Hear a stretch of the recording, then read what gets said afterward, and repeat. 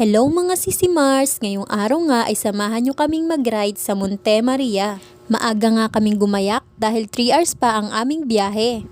Sobrang ganda ng view, nakakatanggal ng stress at pagod sa biyahe kapag ganito ang makikita mo. Sulit ang pagod mo sa rides. Sariwang hangin, sobrang nakaka-relax talaga. Ingat din po sa mga riders dahil may part na matarik at sigsag din po ang daan. Pagdating nga namin sa Monte Maria ay kumain muna kami bago kami umakyat. Pagkatapos nga namin kumain ay naglakad na kami paakyat sa Monte Maria. For the lakad nga ang mga person para matagtag ang kinain. Kahit mainit ay go lang kami. Ayan nga at nagkukulit na naman si Habi.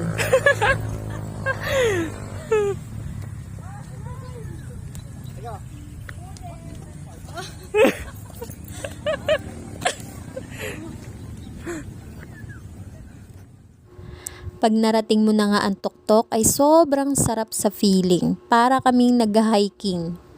Ayan na ang mga person, pagod na pagod, pero yung isa hindi nalolobat, malakas ang energy. Pagkatapos nga naming magpahinga ay umakyat na ulit kami. Napakaganda talaga ng view. Worth it lahat ng pagod namin sa rides.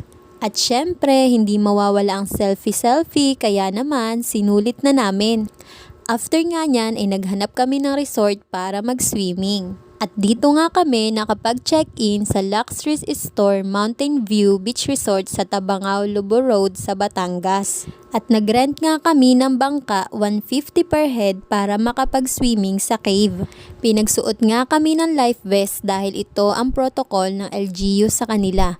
Kaya safe na safe kayo dito mga sisimars. Marami nga sa amin ang hindi marunong lumangoy kaya goods na goods talaga na may life vest ang bawat isa. Dito nga ay na-excite ako dahil first time ko lang makapasok sa kuweba. Dito nga ay mas lalo akong na-excite dahil sobrang ganda at sobrang linaw ng tubig. Pagdating nga namin ay agad kaming bumaba. Dahil 30 minutes lang kaming pwedeng magstay, kailangan naming sulitin yung ibinayad namin.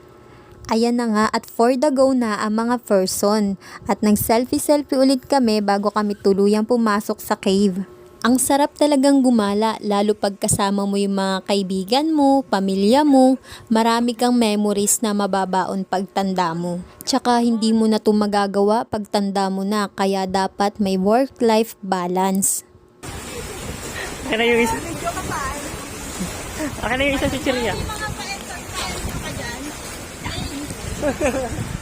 Ah? Oo. Saka hindi rin ito basta-basta paggagala lang. Pagtatanggal din to ng stress at nagre-relax din sa buhay. Ika nga nila, this is why we ride. Kaya for the go mga sisimars. Sabi ng mag-rest day. Hoy, sabi ng mag-rest day. Pero gumala. Sabi ng mag-day up eh.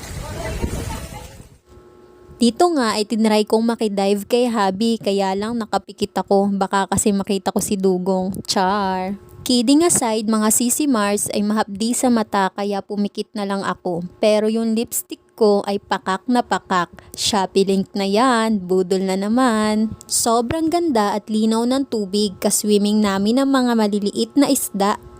Medyo bitin nga dahil hindi namin namamalaya na naka 30 minutes na pala kami, kaya uwi ang time na. Pero worth it naman at sobrang nag-enjoy talaga kami. Nag-rent din kami ng cottage at 300 pesos lang ito, o diba sulit? After nga niyan ay nag-swimming ulit kami pagdating sa resort. Pagkatapos nga naming mag-swimming ay kumain muna kami at naligo bago kami umuwi. Yun lang mga sisimars, thank you for watching, bye, God bless!